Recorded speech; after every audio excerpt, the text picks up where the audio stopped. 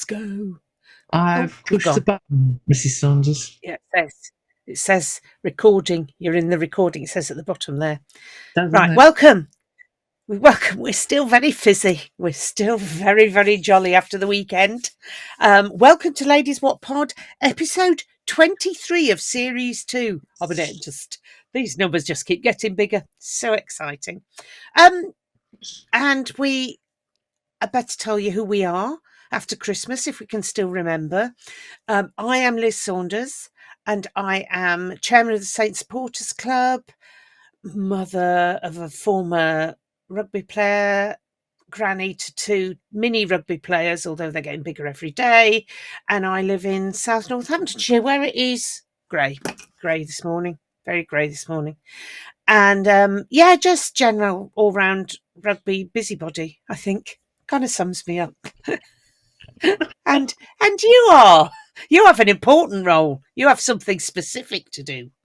I do. So my name's Claire Jones. I am one of the group of photographers at the Saints, and I normally wear a red hat. In fact, the lady from Bath, Florence, the equivalent of Liz Tyler at Bath, only recognised me because of my red hat. But she's remarkable, given I'd never met her.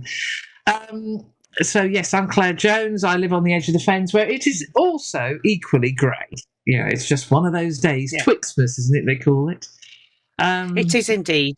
Yes, and my job on Saturday was to take photographs of that game against Bath. In fact, I had 2 jobs this weekend because we did one on Boxing Day, but we'll talk about that in a minute. We're not going to go chronological order today, are we? Because we're just too overexcited. No, just too fizzy. We're just too fizzy. Yes. So we're going to talk about that game at Bath, the wreck. Yes. Anyway, can we start with the journey? Because when we were talking through it, we didn't talk about the journey much, apart from the fact that the media team got caught. So, congratulations. This is not. I was going to say this is not as in a strictly sense. This is actually the physical in the car journey. In the car, all of you are going. Everybody has to have a blasted journey these days. The plans and all the rest. No, this is going from home, wherever home was, to the ground. So everybody seemed to have a blooming nightmare. The team were already there because they travelled down on Boxing Day, but everybody who travelled on the day of the match had a blessed nightmare. It took ages to get there. You know, one of those journeys when you think, it's just going to go on forever. We're never going to get there. It was one of those. It was one of those. And we visited places in Wiltshire because that's how far we deviated before we got to Somerset.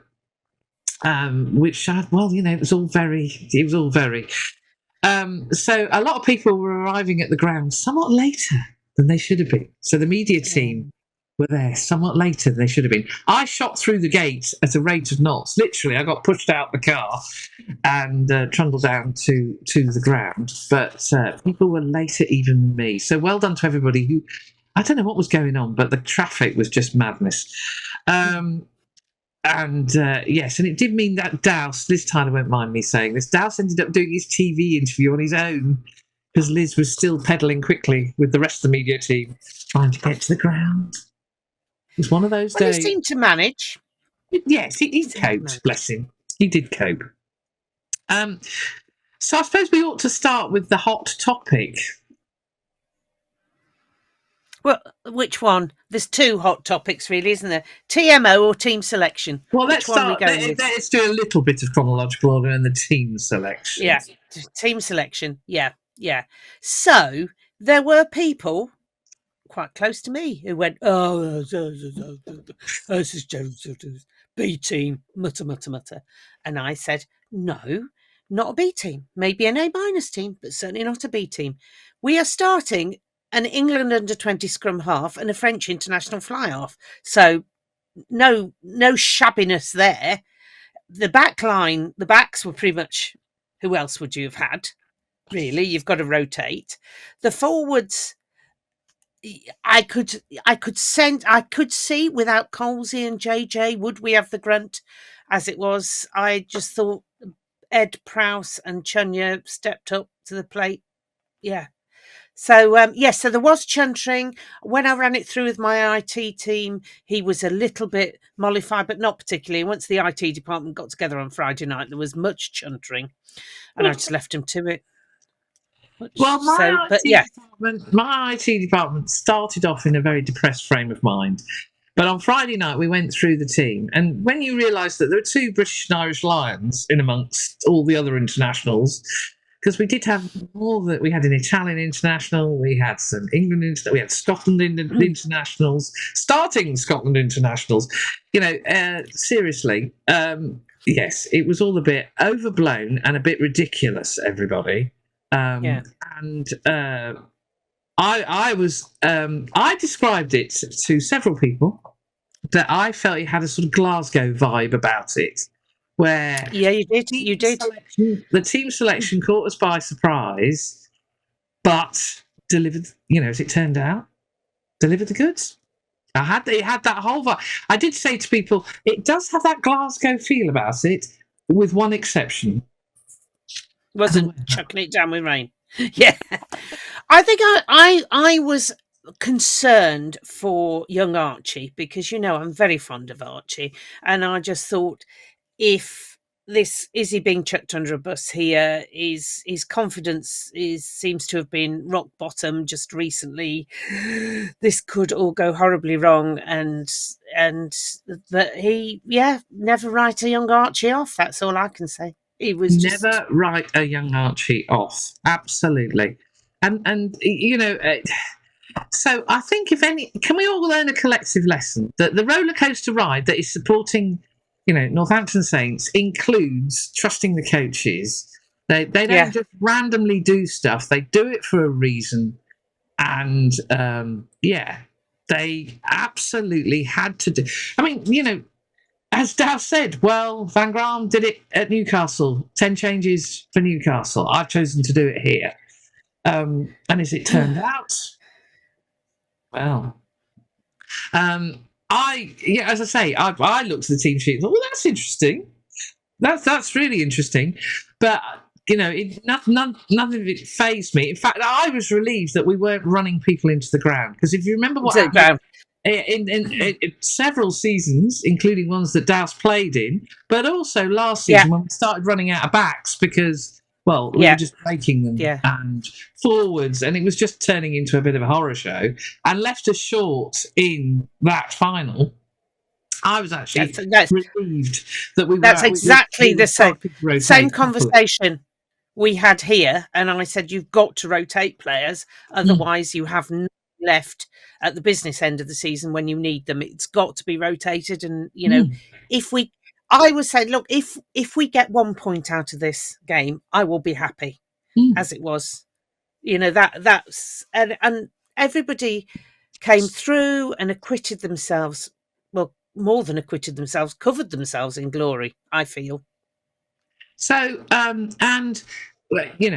Vesti gave hint to it in his interviews on the radio and on the TV. The players used it. The players used the reaction to their selection to, rightly fuel the fire that they needed to go and play at the Rec. So, yes. So, the weather was amazing. It was cold, and the wind, it doesn't come across on the telly at all. And it's significant in that our halfbacks. Oh, here's a delivery. Ladies and gentlemen. Coffee? Thank you. Very good. You, darling. Our halfbacks cope with it much better than Bath's. But we know why that is, because our halfbacks train in a wind tunnel. Yep. Anthony and Archie were going, it's pitch too. Because the wind was significant. And what was awkward about the wind was that it wasn't going... When we arrived, it was going straight down the middle of the pitch. And then very quickly, it started to move across, such that it was... if you were looking down the pitch from the clubhouse end, it was moving to the right, which is why a lot of play... they were trying to move it left, and it would end up naturally going right because the wind took you there. So. I think Flats mentioned, how difficult the wind was Yes. At one point, one of the line-outs that had gone a bit weird. He said it's the wind is just all over the shop and is making play really difficult. But we coped with it much better. Absolutely, we did. Absolutely, we did. So the tone, pardon the pun, was set right from the start, wasn't it, Mrs. S? Well, can I just point out that I didn't watch it live because I can't. I mean, there's. I'll just get blood pressure Is it machine. your turn? Oh no, the heart monitor's out. Oh right, yeah. Blood pressure machine, all that. So I thought, well, I won't watch it. I'd got important financial car insurance things that I thought that would take my time. I've got my ears in, so. But I was watching it on Twitter anyway. So I was aware of what was going on and did sneak out at one point, and then Bath had a bit of a rally, so I was sent back in to my room. And at the end, when we couldn't lose, but they could get a point out of it, I snuck out again. But then they did that attack where Ollie Lawrence dropped the ball, but then I was sent back into the final whistle. Yeah, we wisely said. So, I take some of I do take some of the credit. Yeah, it's very good. So, shall we start with the first try, which is a thing of beauty, and came from a penalty that they gave away in midfield.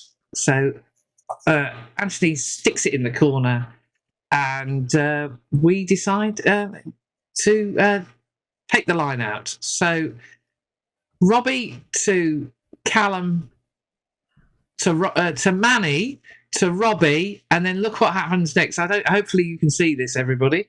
Those of you on Spotify, I'm doing the sequence of photos because you can see it's a thing of beauty, and like a knife through butter, Fremo goes in. And what a good ball. Places the ball in front of me. There you go. Right in front of you. Yeah. Look at this. Yeah. Look at this black bit here. Now, Fremo is about to see. You can see the finger is about to. This Muppet. Yeah. And I will call him. I don't know who he is in the coaching team. I asked him very politely if he could just move to his left. He didn't. So I completely missed Fremo's celebration. He looked a bit sheepish at me after Fremo scored and shuffled off. He wasn't shouting anything. He wasn't doing anything. He was just standing watching. I wasn't impressed. But it was a thing of beauty. It really was a thing of beauty, that try. And they just completely took him apart. 4 minutes in. Just as a how comfortable did Fremo look at 13? How? I was going to say, I always thought that George North was much better centre than he was a wing. And I always felt we should have played him much more at centre, and we didn't. But Fremo, and I think, as we know with this Saints lineup, it really doesn't matter what number they've got on their back. They're all comfortable playing across the park. And although we will talk at one point where Fremo needs to learn to pass to the left wing a little more. So Sam Graham in his extendable arms. You can see the sort of look of where Sam's trying to be generous. And it's like, what the hell? Anyway. Yeah. Now, I think the next area of controversy visited very quickly.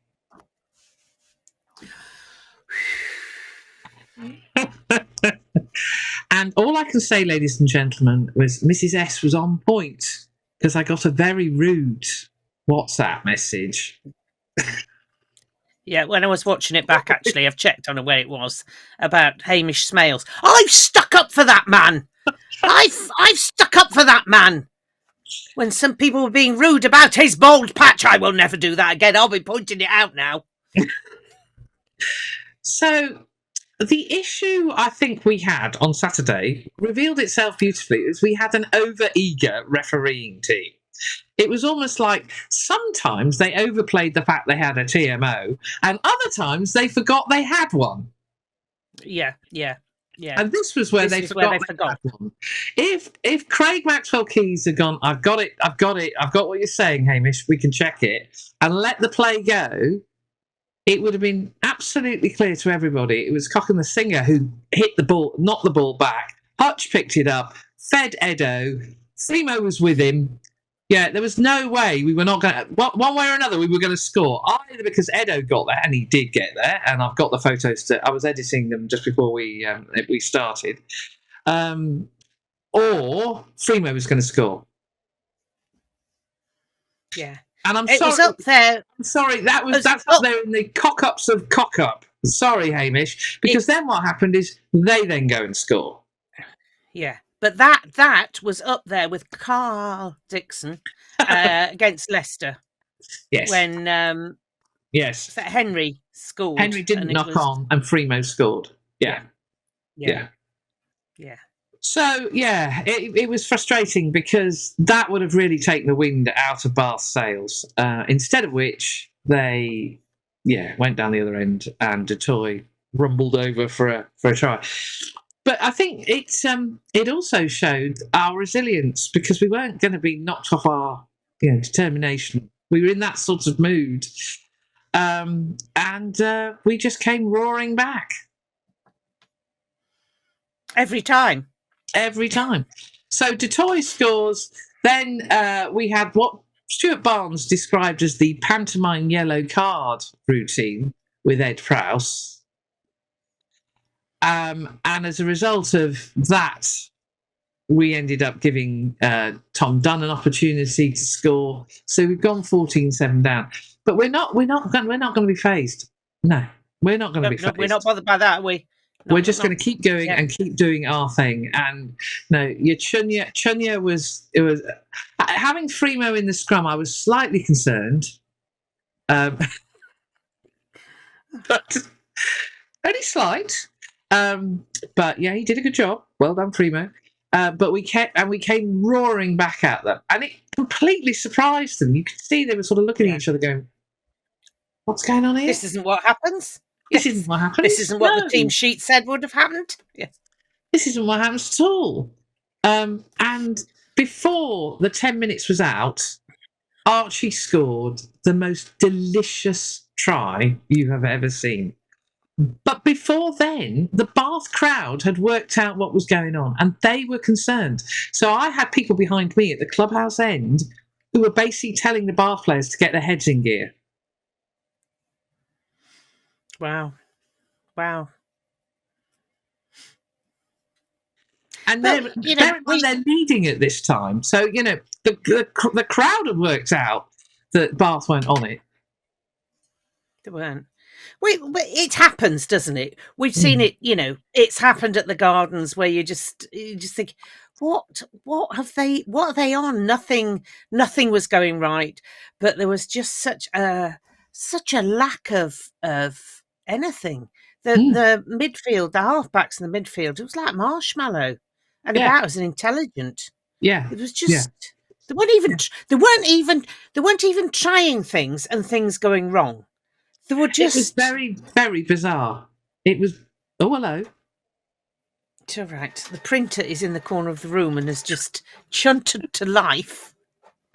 IT department printing this week's schedule. Yeah. Anyway, God knows what they do. Yeah, so that's pretty much what's going on. But he could have given me some. Archie's try. I was so delighted for him, and I was particularly delighted because he runs in to score, and Chunya puts the best celebration in the background. So you would have seen the halftime photo, everybody, that Tom Quire used to announce the score, and there's just fabulous Chunya smile as Archie's going in to score. So I was very pleased with all of that, and it showed, and actually it mirrored what had happened on Saturday. So I will mention the other Saints scrum half who had an absolute ball this weekend, Johnny Wyman, because, of course, he scored in front of me as well. But we'll talk about that later on. He did. I'm thinking, I'm having a Johnny and Archie show this weekend. Brilliant stuff. Yeah. But we kept attacking. We absolutely kept attacking. Relentless. So House trots back on. We're back to 15. And we should have scored before half-time. We really should have scored before half-time. Anthony was leading them, and Hutch were leading them a merry dance in midfield. And yeah, they. Oh, honestly, we don't write it. Could you just hold on one moment? Well, ladies and gentlemen, yes. Should we have a quick? Let's have a quick look at. While we're waiting for whatever's happening, here is Archie being mobbed by his colleagues. One thing you can say about the bench is they had a great time celebrating every try, and they didn't let us down here. Anyway, right, I'm back now. We're back. I just showed the ladies and gentlemen the try celebration after Archie's try. I would say, that'd be nice. We always say we win as a team, we lose as a team. They absolutely won as a squad of 23 because every time we scored, I don't know how Ben Rhodes and Jason Civil managed it, but they were always warming up, and they would just go yip yip crazy. So anyway, so we get to half time, and it's 14-0. And in my head, I'm thinking, we've got the wind now. Yeah. And sometimes that can work in your favour, and sometimes it can work against you. But we've been working it so well, and they've been working it so badly. I was really optimistic that the wind would help us in the second half, and it did. Because we played it 1,000,000 times better than they did. Yeah, we did. Except for one kick, which Hutch had the right idea, but the wrong execution. He tried to go for a 50-22 and instead ended up giving it to Finn Russell, who did the one thing useful that he did all day, and he dribbled the ball back up the line, and they ended up with a line out. And from that line out, we gave away a penalty. We did the thing that is the coach's nightmare. We gave away a penalty. They went in the corner, and Detroit went over for their score. And it was now 21. They had to work for that, though. It was, a lot of attempts to get there. Play, but we did compound. Compound the error. Yeah, we did. But yeah, but again, we then just go, oh right, okay, off we go again, and that leads us to our next egregious moment with the TMO. Yep. Now, bear in mind, I had the best view, apart from those who were end on, like Dr. T, I had the best view because I saw the play. I saw Henry pop the ball up to Hutch, and I saw Hutch go over. Finn Russell, if you ever dive on our players again, I'm going to come and whack you. Somebody should have done something about that. He basically went after the try had been scored. He basically dived in and started causing mayhem.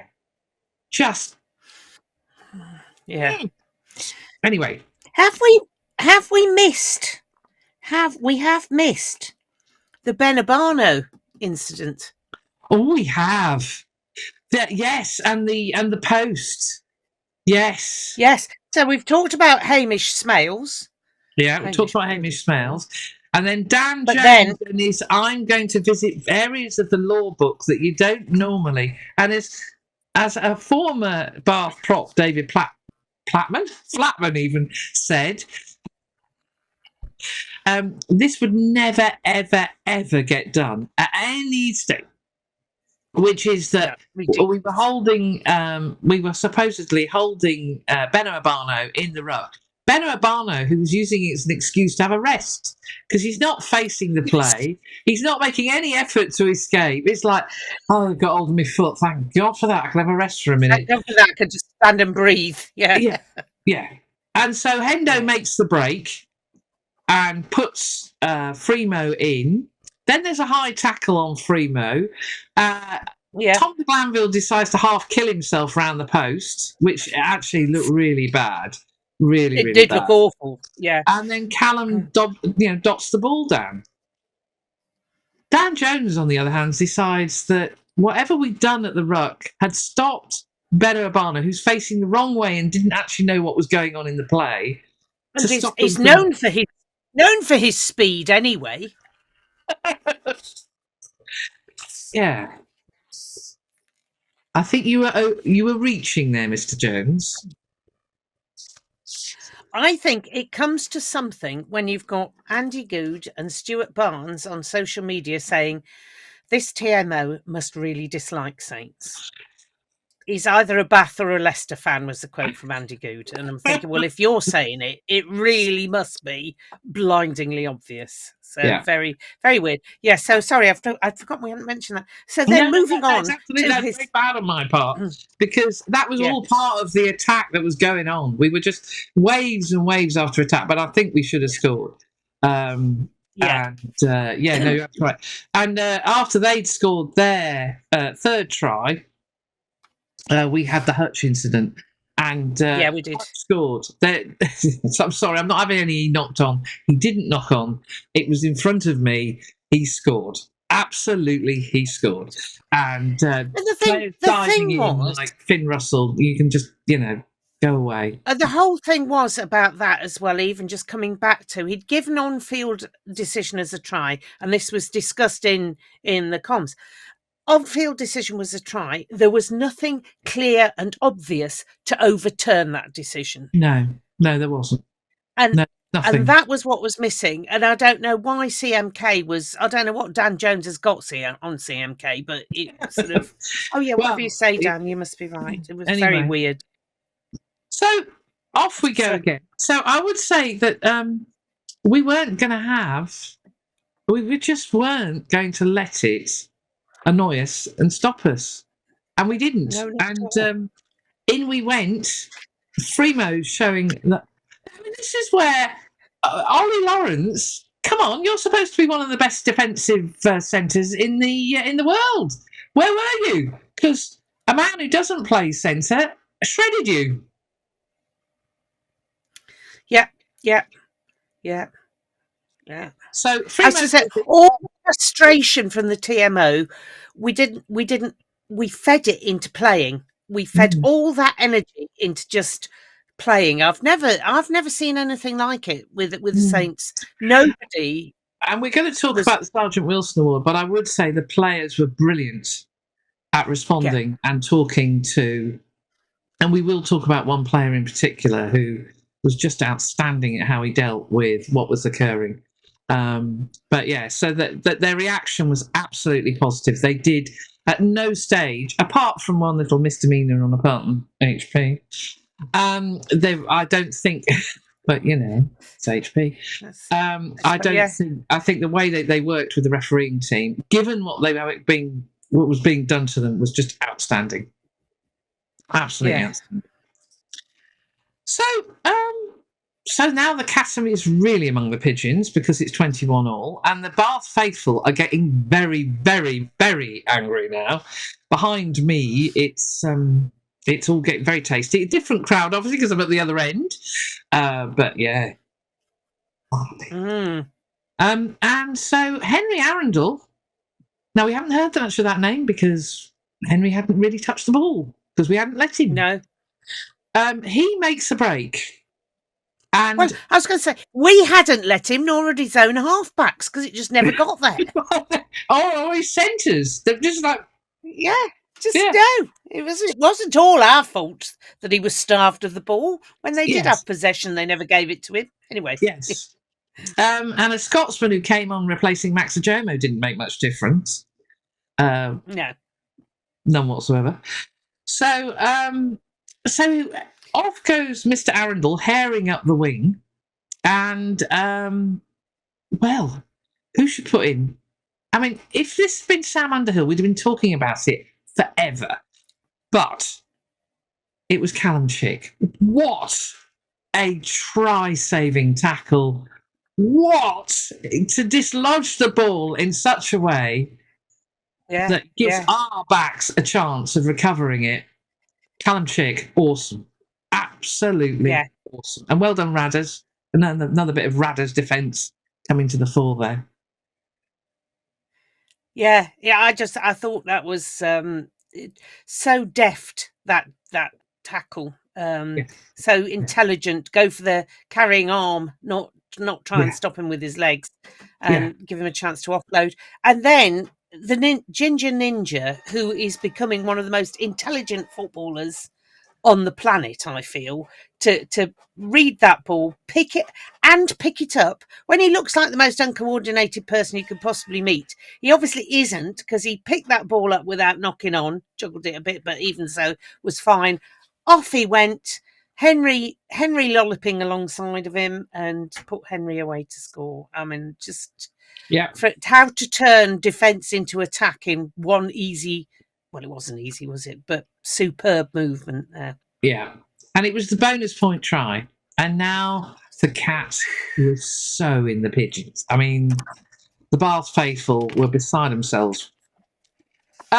So Bath started to make. We only made one change, which was Elliot coming on for Big Trev. Big Trev, who'd had Big Trev and Wee Trev had worked beautifully together with Manny, but they decided rightly to replace him with Elliot. But then we had the comedy moment, as far as I'm concerned. So they made some changes in their front row. They took Dutoy off and they took Tom Dunn off. Dutoy decided to walk round so the faithful could applaud him.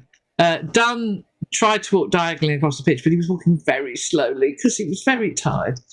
And he hadn't managed to sit down by the time that Dan Frost had managed the comedy deliberate knock on. Ridiculous. So rapid. Having, I think, managed less than 30 seconds on the pitch. Yes. It led to Henry's second try because basically we bowled over and made the most of it. So it was our fifth try and we were flying by now and they'd had the stuffing well and truly knocked out of them. And it doesn't matter. I know there was a big thing about Guy Pepper and versus Henry in the Times. Well, sorry, Courtney, that didn't materialise. And Ted Hill made absolutely no difference whatsoever. Nothing. In fact, all they managed to do was to give away a penalty in front of the posts. Yeah. I would say Bath were outplayed in every position. Their much vaunted halfback pairing of Ben Spencer, who's the next great thing for England, never has been, never will be, but there you go. And the great Finn Russell, well, he just got a face like a slapped arse by the end of the game, hadn't he? Well, by half time, to be honest. Well, and also he started with it. Ross Maloney and Quinn Rue, who was wandering around like an angry wasp after the game, and I was trying to work out who he was. It took me a while, but I got there. He just looked really, really angry. So Maloney and Rue were Ed Prowse and Chunya did a number on you, mate. Yeah. I think every Saints player played to their potential that we have seen. So Chunya, everybody can now see why we signed him. We've seen it in training and we've seen flashes of it, but he and Prowse made such a good engine room, actually. Really good. They Young did. Archie, it seemed to me from reading Sam Vestry's interview, they gave Archie some headspace and said, you go and play it as you see it. And that's done him the power of good. He is world class, is Archie. As we've had this conversation before, we're comparing him with the 27-year-old Mitch. You look at what the 20-year-old Mitch was doing. 20-year-old Mitch could never have turned in that performance that Archie turned in. Yeah. No, Archie he is outstanding. A very special player, and he just needs the confidence and support and love. Yeah, to make it that happen. huge injury he had really knocked him sideways, and then and Johnny Wyman coming through as well, I think was like, what's going to happen? It's all going to. Well, don't forget Pugh, who was there on Saturday. Yes, yeah. So we have and Tom James. I mean, the old man of the Yes, came on, did nothing wrong. Yeah. Yep. So we get a penalty in front of the posts, and on comes the tee. Chunya's frantically pointing at the posts as if Anthony and calm, Chunya. So that made it 21-36, and by now, Bath faithful are not happy at all. Well, they wouldn't be, would they? They're not used to that. But we're still going. There is no stopping us. And I don't know. I'm going to get this wrong. I'm going to get the order wrong. Because Fremo goes in for his hat trick and everybody's crazy. But actually, Fremo nearly put Henry away for his hat trick. Fantastic breakthrough midfield that nearly put how Henry managed to fall over himself. And anyway, that was a bit bizarre. Elliot Miller-Mills could have scored. He could have done. Afterwards, I should have kept running, and I went, you should have done it. Prop panic. There is definitely a syndrome called prop panic. That a front row will get in open space and just panic. This is not what I'm trained for. It's not what I'm used to. What am I doing and here? This is not right. Yeah. I've seen props just chuck the ball away because of prop panic, and that's what happened with Elliot. Yeah. Congratulations to Ollie Scholar. Ollie Scholar, friend of the pod. We have a lot of time for Ollie, who made his Prem debut. And inevitably, Bath had a defensive line-out. I think partly caused by that non-scoring on the part of Henry. Bath had a defensive line-out. And, of course, we nicked it.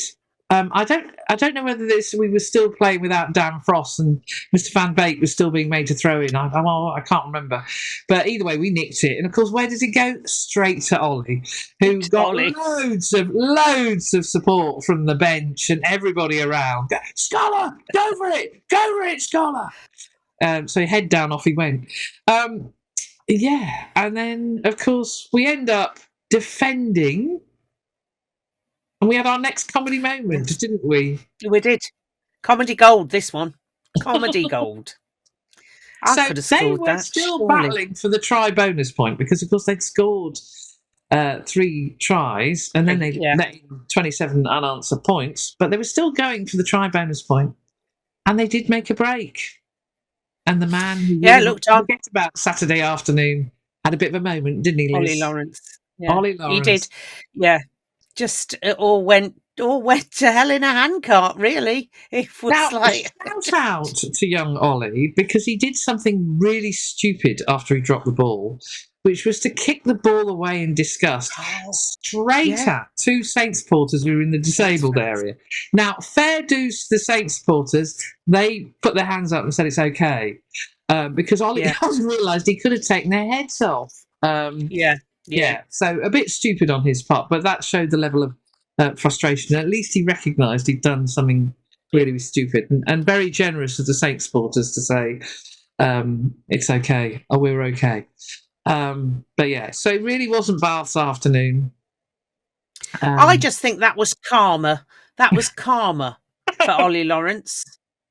After what happened last year. There was much reference to that in the commentary, wasn't there? Yeah. So, and then Tom James stuffed it into the crowd and everyone went, yip, yip, crazy. Let's go, let's all go for a beer.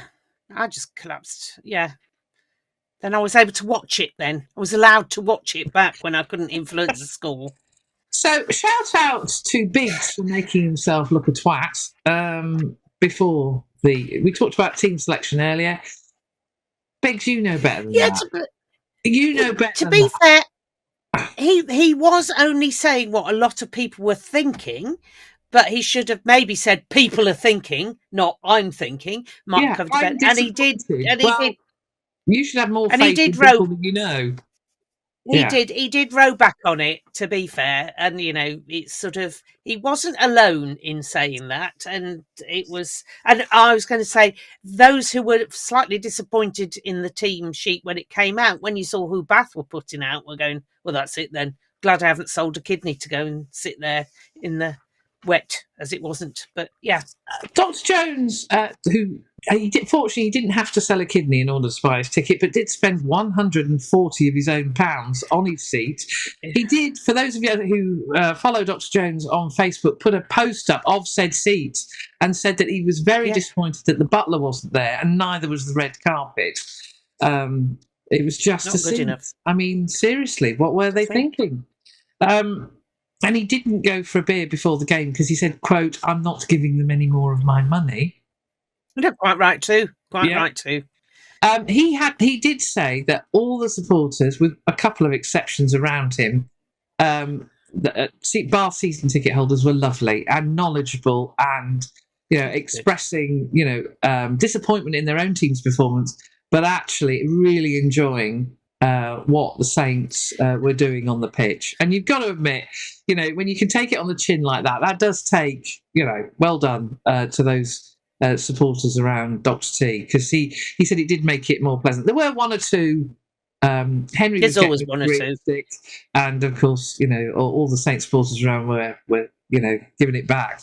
But yeah, we got the point. I think when you see rugby of the standard that we were playing on Saturday, and it has happened, we've lost to people who've played divine rugby in the past, and you just have to go, well, hats off to them. That's it was there. It is what it is. At the office. Yeah.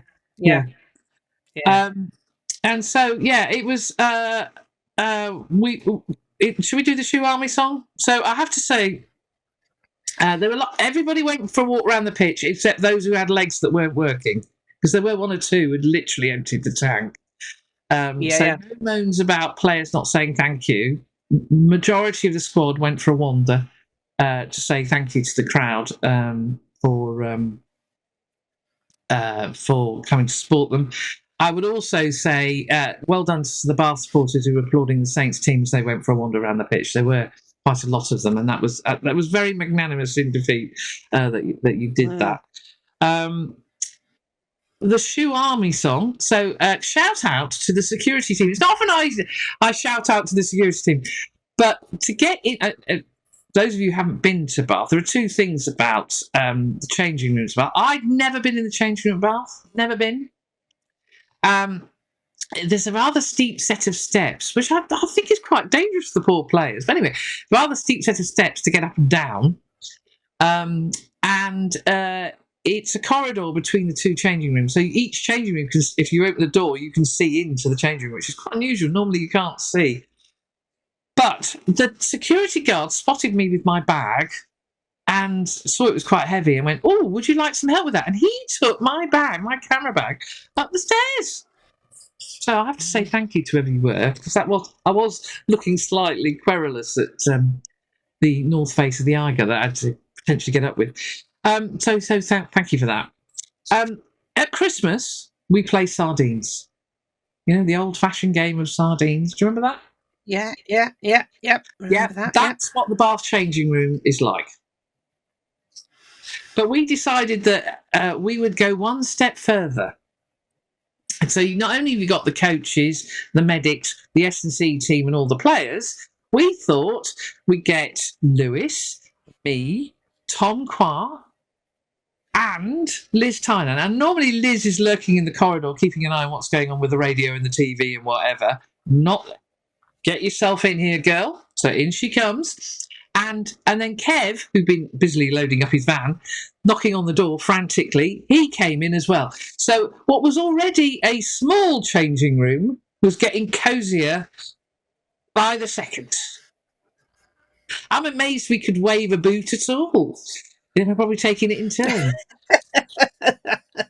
So it was Ollie Scholar, because of course he made his debut, and Fremo because of his hat-trick, who were on the bin.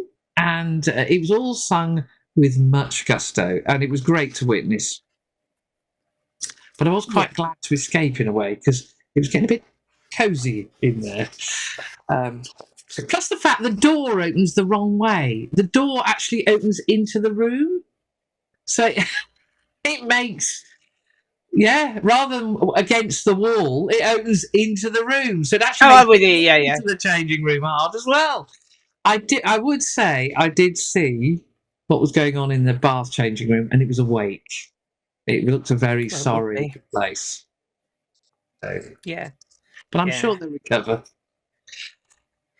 Now we need to choose our Ladies Wot Pod player of the match.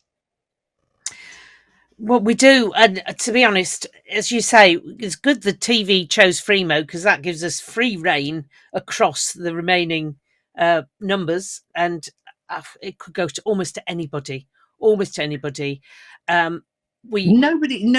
Everybody played their part. Everybody played their part, because the guys that came on in the 75th minute, of which that was the majority, and we're talking about Henry Lumley, Ollie Slightholme, Archie Benson, Finn Brown. Who else have we got? I've missed somebody and I can't do that. Henry Walker. Ollie Scholar. I mentioned Ollie. Elliot was already on. Tom James. They would have worked their cobs off during the week. Your Aidan Hughes, your James Paters, who were there as travelling subs. They were, Aidan Ainsworth Cave was there as well. So they all would have, in training, would have contributed to that match. So, we're going to give a single player Ladies Wot Pod player of the match, but it really was a squad effort because they put their heart and soul into it. And one of the things I love, before we get on and naming it, is all the players said to the coaches, everybody in. So you end up with this as the scene at the end of the game.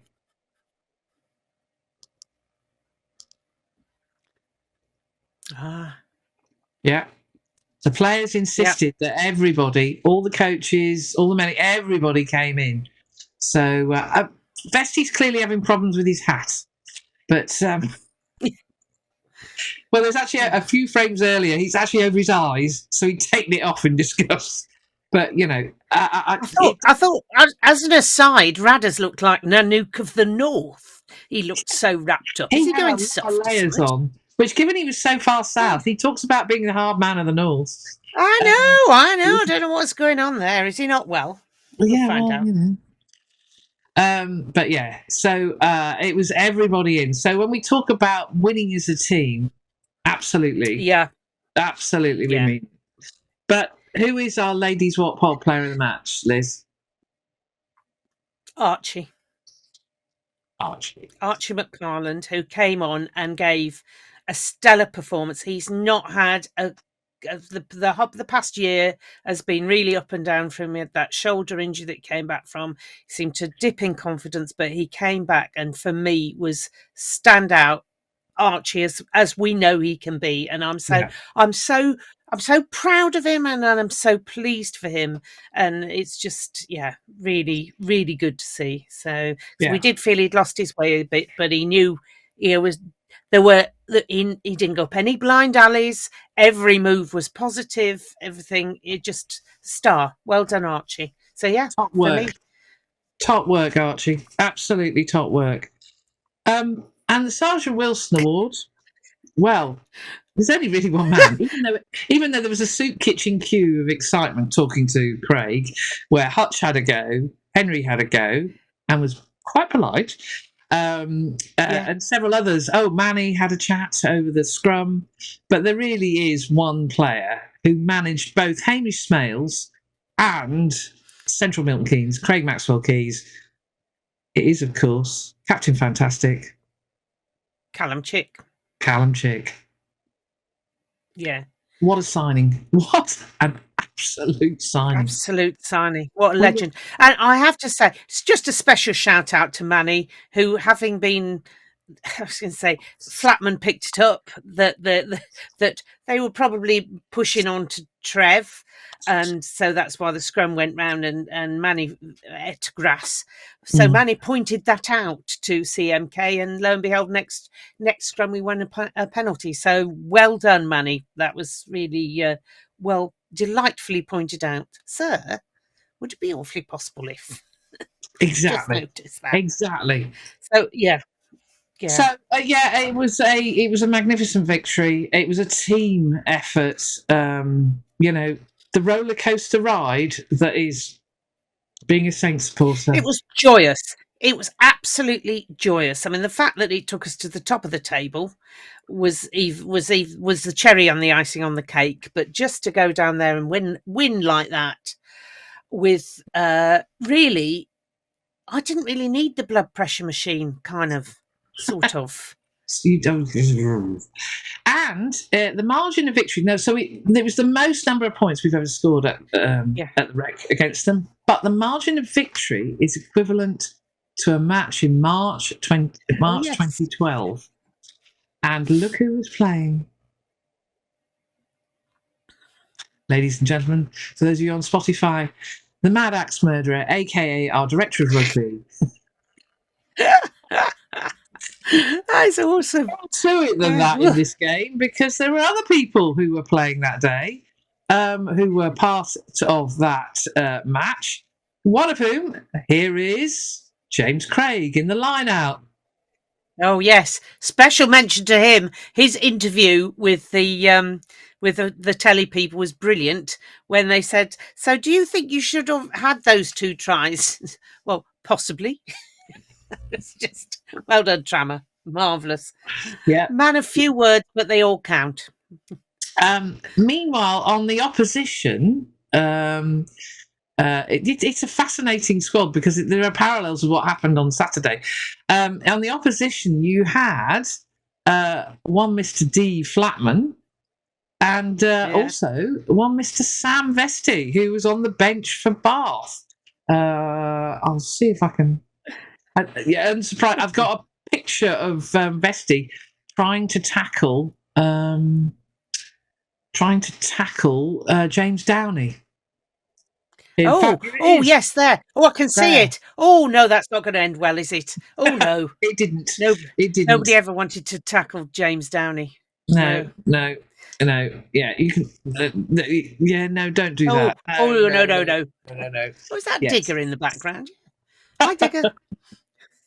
So yeah, and Flats was in the Bath front row. So So and Chris Ashton. Chris Ashton. Points. Oh, Chris Ashton, of course. Chris Ashton. I forgot about Ashy. That was Ashy's last season with us before he went to Sarries. But yeah, so interesting parallels with what happened on Saturday. But yes, so. But that wasn't where it started at the weekend. Well, it wasn't really the weekend. It was Boxing Day, wasn't it? Not for us. Yeah. Which was the weekend. Friday was Boxing Day. It was a weekend. Yeah, it was weekend. Start of the weekend. It's difficult to judge this time of year, Yeah. When you've no idea what day it is and you've been eating cheese for breakfast for 5 days. So Liz and I and the IT department headed off to Bedford Blues. Actually, we need to mention the IT department's confession, don't we? What happened at the end of the game? When he'd done so well. Yeah.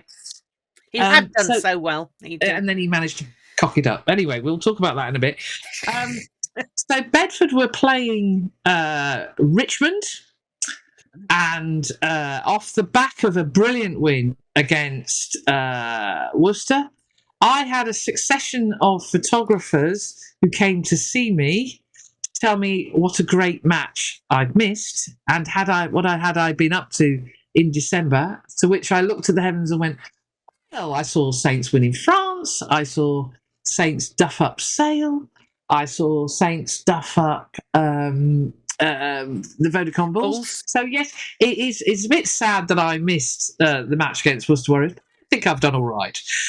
So there were a lot of photographers at the game on Saturday. It was quite busy. But there was a lot to shoot, so they all had a good time. So Bedford put out a very strong team, but the bench was heavily packed with Saintsmen. With young Saints, young Saints. Heavily. And unusually, Bedford played down the hill in the first half. They seem... No, you say unusually, though. That seems to be happening more and more, and they actually seem to play better. Work it out. Yeah. I think they play better when they play down in the first half and go back up in the second. Yeah. which I pointed out to several people, including James Fish's mum, Annette, that I much prefer it when they play that way round. Yeah, I think so. And so it turned out to be. It was a sellout crowd, so congratulations to. There's so many sellouts. The Rec was a sellout. Goldington Road was a sellout. So it's good to see that rugby is proving popular around Christmas. But for all it was a sellout, it was a very quiet crowd. Was it me? It's very flat. It was very flat. It was strange because much flatter than times when it hasn't been a sellout. It was very strange. Very odd. Very quiet crowd. Mind you, I do think we need to have a word. The PA is way too loud, way too shrill, and the choice of music was rubbish. Other than that, it was great. I know, it's fantastic, but yeah. But when you've had your eardrums blasted... Oh, well, you were in the stand, weren't you? I'm out in the... Oh, no. This was when we were walking round the pitch to get a hot chocolate. So that open bit on the other side, and it was so loud. And you just think, no, why are you doing this? Because that does kill. It doesn't make for a good atmosphere. Yeah. No. Yeah. So, anyway... So Richmond had come up, I think, last season into the champ. They were one of the teams that was promoted, and they've had they're having a tough time. It's it's a hard league to do well in, but for all that, they were working blooming hard to stop the Blues. Yeah. And it's this problem as well. We were talking about it, and we touched on it with our pod with Fergs about that's an expensive area to live. So you can't. It's all the properties owned by hedge fund managers and the like. So trying to attract players who can be at training, it's a really hard. Tough. Yeah. And there are a lot of clubs in the area, including one that's got a lot of money, Ealing Trailfinders. Yeah. And of course, then you've got the likes of Quins and their academy. So it is a tough gig for the likes of Richmond. But it was a bustly game. It was I think Bedford had to work off the turkey, or something was going on. They did look like that. Yeah. It wasn't really until the shout out for me is Dean Adamson scored an absolutely brilliant try in the second half. He did. Marvellous. And he knows how to dive in front of the red hat. So well done. I was somewhat relieved when that happened. Yeah, he that set the match alight then, really. Yeah. And also we saw the benefit of the TMO because he got absolutely creamed. And something should have been done about it. And of course, there was no TMO, there was no review. But it was right in front of the assistant ref, bang in front of the assistant ref. So I had no idea what he was watching. And Mr. Adamson was quite clear with his remonstration with said referee. But anyway. But I think the difference, and in some ways I felt a little bit sorry, but not that sorry. More of that in a minute for Richmond, was when basically Mikey Rea emptied the bench and on comes, it was basically a Premiership standard bench came on against a tiring Richmond team. We had the likes of Archie Appleby. He is coming on leaps and bounds, isn't he? He Billy is. Pascoe, Sonny Tungawea, and the live wire, yet another off the production line of scrum halves, the live wire that is Johnny Wyman. Yeah. Cade Sylvester looks like it's like right. I mean, I have to say, shout out to Cade Sylvester and Alan Evans. I'm not saying his first name because I don't know Welsh names particularly well. The two of them made fantastic breaks in the second half. Fred Tuilangi won the match, but I have to say those two were just rampaging by the end. And of course, it was because they could feed, the likes of Billy Pascoe and Johnny the ball and know that there was progress was going to be made. But it was wonderful to watch. It was like all the Saintsmen were just playing so well, and I hope it in this week's team meetings it comes out that those 4 Saintsmen made a huge difference to that Bedford performance. Immense. Yeah, because Sonny made a break at one point. I know, and the crowd. Sonny's another one where when he makes a break, the crowd will go and get very excited. Yeah. and they're all ridiculously young still. So you've got, they're all Johnny's 19, Sonny's 19, Archie's 19. I think Billy's the oldest at 20, isn't he? I think so. Yeah. It's just crazy. And they're learning their trade in a tough league. It is not easy. No. I have to say the level of skill at the top end, at the Prem end and the champ is just going up and up and up and up. Yes, passes out the back. Rory Ward, passing out the back. Fred. Oh, there was one which was just ridiculous, which was Fred made a break and the ball out the back. It must have happened in front of you too. Yes, it did. Yeah. Ridiculous. Yeah. You would not have seen that 5 years ago. Yeah. Alone. Yeah. It just brilliant skill levels and these are part-time players. Let's remember they all have day jobs and they're playing to such a high standard. It's lovely to watch. And I think this is such an unforeseen good consequence of this the matchup with Saints and Bedford. That the coaches also come and coach with Vesti and then they go back to Bedford and they're taking things back and the players are coming and going and even the Bedford players are getting confidence from the Saints players who are bringing that je ne sais quoi. And so obviously people are being listened to. You're not just expecting, right, you're coming into Bedford and you'll play the Bedford way. It's Mikey Rea has embraced this whole thing as well. And it's a Bedford. He loves that sort of rugby. That's him. Yeah. All over, and it we've said it before. Well. Get down to Bedford. If Saints are playing away, get down to Bedford and watch them play because you'll see some rising Saints stars anyway, and it's just such a lovely place. And the chili and chips from Taylor's Kitchen to die for. Yeah. No, it's all good stuff. It's all good stuff. So it was a comfortable win, 33-10 in the end, and so a lovely 5 points for the Bedford Blues, which off the back of their win against Worcester means they've cemented themselves in second place in the league, which is just brilliant. Really good. And what we should say is, Saints are top at the end of 2025. Just brilliant. Blues second at the end of 2025. Just brilliant. And we talked about Lightning last week. So we can't ask for anything more from our teams. They are doing the business. They really are doing the business.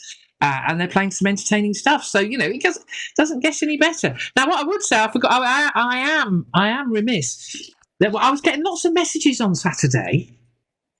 And little George, so Trina, little George. Yes. Yeah, little George's mum sent me a message, and little George was wearing his little George, his George number 15 shirt, and of course his favourite player was having the time of his life. So well done, George. Well done to the Grants family. They are, loving every minute of being Saints supporters. So hopefully we'll see you soon at the Gardens. I believe there's a certain European game that you might be there. So I was getting all sorts of messages from all sorts of people. Rude ones from you, Mrs. Saunders. Well, yeah. Yeah, but valid. Perfectly valid. Thank you to everybody who was messaging me. Yes, it was great fun at both games. Great fun at both games. And a feast of rugby. It was. And it doesn't stop there, does it? We've got a busy week ahead of us again, haven't we, Mrs. S? We have. Yeah. So it starts tomorrow being Tuesday, when I could potentially be doing 2 sets of training. My understanding is I could be going to Bedford's training. and we'll be going to Saints training. So lots to do. And we've got the build up to 2 huge games. So before we talk about Saints, Blues are going to Chinner. At this point, Finn Brown is seen to shudder. Yeah. Yes. Chinner being probably the wettest and worst game of last year. Oh my God, I was cold. And I nearly lost a boot in the pitch because the pitch at Kingsley... Because it was... Where it was even worse than Coventry was because of the mud. Because Coventry at least is... Yeah. Yes, the Coventry is a plastic pitch. And of course, Premiership and... actually, Glasgow is a plastic pitch. And Thomond Park is just, is a very good pitch. But unfortunately, Chinner... Kingsley Road, I think it is. Oh my God! Oh yes. So we have a moment together, Finn Brown and I just say Chinner to him, and he yes. So shudders. He does. He shudders. I've seen it. Yeah. So the Blues have got to go to Chinner next week, who are riding high. They went to Six Ways on Saturday and beat Worcester. Yeah, that's a bit... I wonder if there's a few players there questioning their life choices.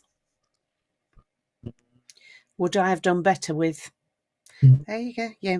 Yes. So well done to Chinner for going to Six Ways and taking all 5 points. I don't think Worcester got anything out of the game either. So wow. Yeah. So a huge ask for the Blues. Chinner are in 4th place now, which is amazing. Of course, Bedford in 2nd. So that is a big game next week. So I think Curtis coaches Chinner. Oh my lord! Oh my lord! I may be wrong, but I think he does some forwards right. coaching for Chinner.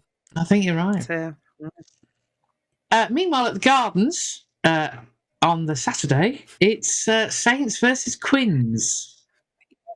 Yeah, looking at social media for the Quids fans, whilst they were delighted that Bath had been beaten, it's also then, oh Lord, oh no, we've got to go to the Gardens next week. Oh no, but have faith, boys. Who knows what could happen? Who knows what could happen? Who knows who they're going to pick? It's going to be interesting to see the team selection for this week. I forgot to mention the confession on the part of the IT department. So Dr. Jones, oh yes, Dr. Jones helped Sherpa 2, Ryan Robinson, the media manager, by operating the scoreboard, and he was doing really well. This week, we've had some unusual things with the scoreboard.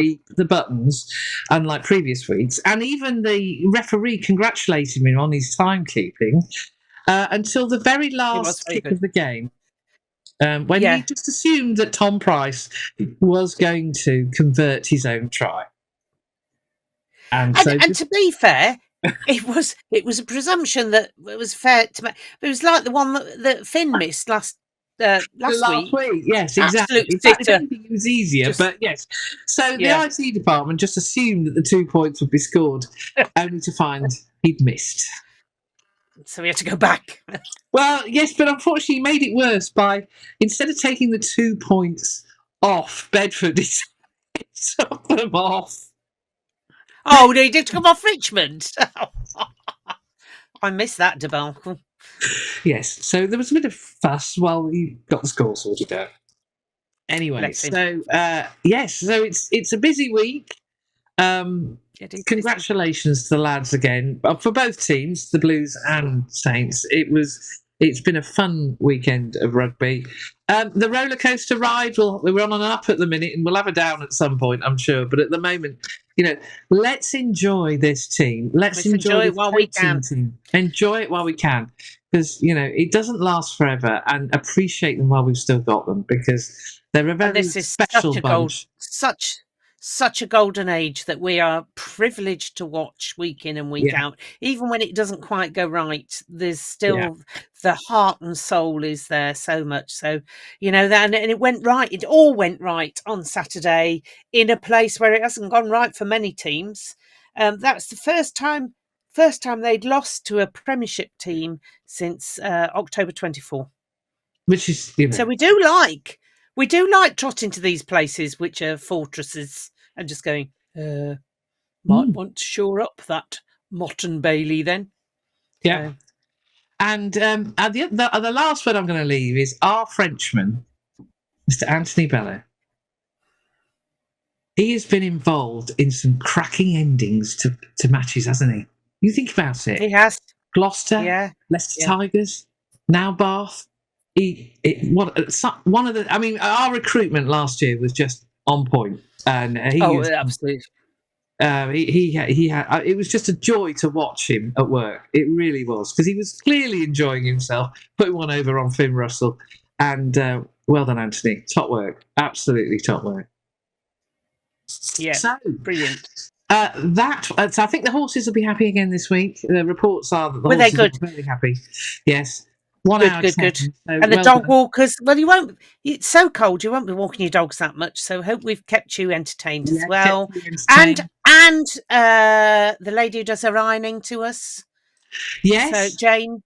Yes, does her ironing to us. Does the ironing. Yeah, we've got a lot of dog walkers, people doing housework, people driving. So, you know, you've got your full money. Pretending to work while listening to us as well. Get back to work.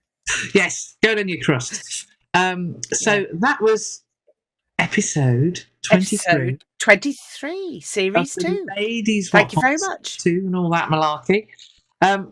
Happy New Year, because by the time we talk to you again, it'll be next year. We might do it. We might do a little review next match of 2025. We might we? Yeah, we might. Do that. Don't see why not. Yeah, why not? So who knows? Happy weekend, everybody, and Happy New Year. Yes. And we'll see you on the other side. Bye. Bye.